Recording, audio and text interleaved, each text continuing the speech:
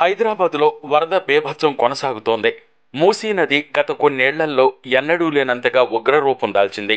మోసారాంబాగు వంతెనపై నుంచి భారీగా వరద ప్రవాహం కొనసాగుతోంది.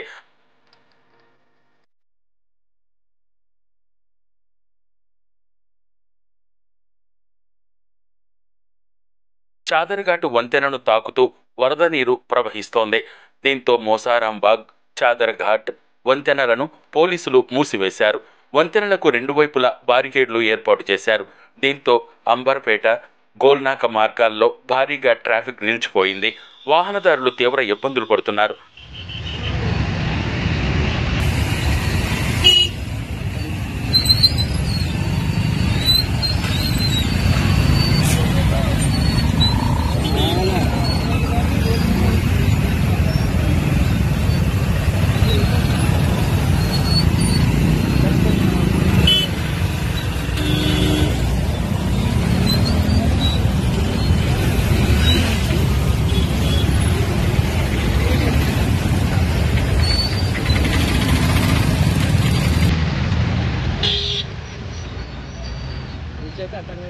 మూసీ పరివాహక ప్రాంతంలోని చాలా కాలనీల్లో వరద నీరు ఇళ్లను ముంచెత్తింది.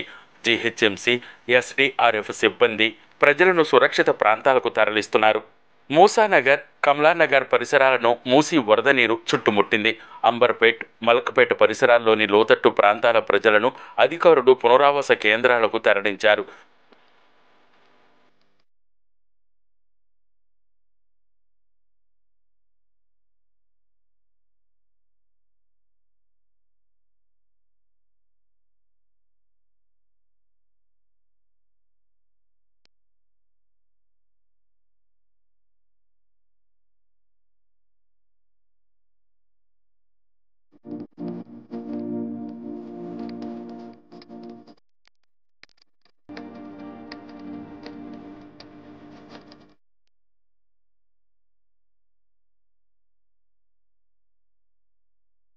రత్నానగర్, పటేల్ నగర్, గోల్నాకలో పునరావాస కేంద్రాలను ఏర్పాటు చేశారు.